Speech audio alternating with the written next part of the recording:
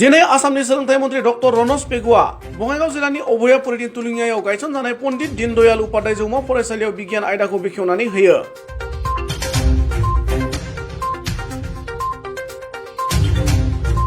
बे हाबाफारिजों लोब्बा लाखिनानै गेवलां मेल खुंनाय जायो।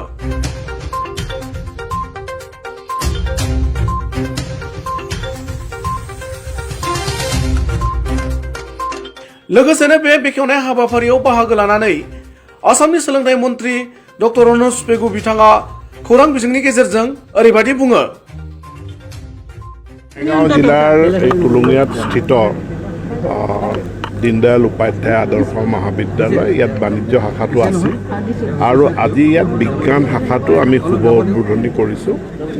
ধাপে ধাপে এই আদৰ্শ মহাবিদ্যালয়খিনি আমি আগুৱাই লৈ যাম আৰু অদূৰ ভৱিষ্যতে কলা শাখাও আমি নিশ্চিতভাৱে, কাৰণ এতিয়া সকলোবিলাক নতুন শিক্ষানীতিৰ অধীনত সকলোবিলাক আমাৰ যি উচ্চ শিক্ষাৰ অনুষ্ঠান আছে তাত আমি বিজ্ঞান, বাণিজ্য, কলা, ভকেশ্যনেল সকলোবিলাক শিক্ষা উপলব্ধ কৰাৰ কাৰণে আমি ব্যৱস্থা গ্ৰহণ কৰিম। ছাৰ, যোৱাকালি টেট হৈ গ'ল, কেইদিনমান আগতে টেটৰ ভুৱা ডিগ্ৰী লৈ শিক্ষকো এৰেষ্ট কৰা হৈছিল।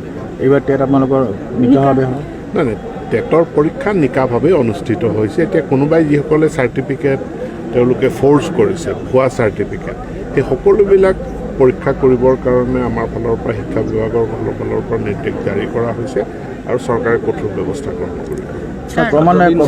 নীতি আৰম্ভ হয় তেনেহ'লে ভেঞ্চাৰ হাইস্কুলৰ শিক্ষকসকলৰ সন্দৰ্ভত কিবা মন্তব্য আছে? নাই, ভেঞ্চাৰ চৰকাৰে এখন আইনৰ অধীনত 2017 চনৰ আইনৰ অধীনত ভেঞ্চাৰ স্কুল যিখিনি প্ৰভিঞ্চিয়েলাইজ কৰিব লগা আছিলে কিন্তু ইতিমধ্যে প্ৰভিঞ্চিয়েলাইজ কৰিলে।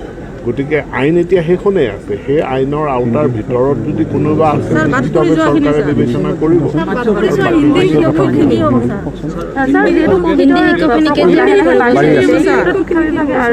দুবছৰ যিহেতু পিছ পৰি গৈছে ল'ৰা ছোৱালীসকল, এই ক্ষেত্ৰত কিবা ব্যৱস্থা বা কভিডে কিবা প্ৰভাৱ পেলাব নেকি?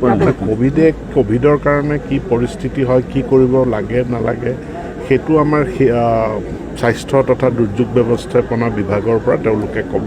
আমি শিক্ষা বিভাগে আমি পৰিস্থিতিটো আমি নিজাববীয়াকৈ সিদ্ধান্ত গ্ৰহণ নকৰোঁ।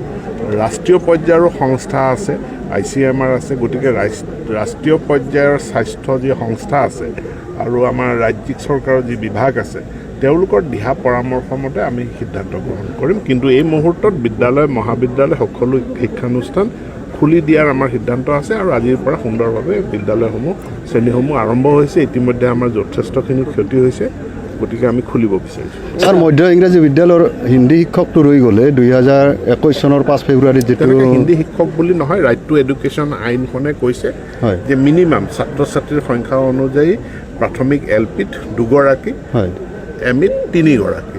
গতিকে MP ত 3গৰাকীয়ে লৈছে।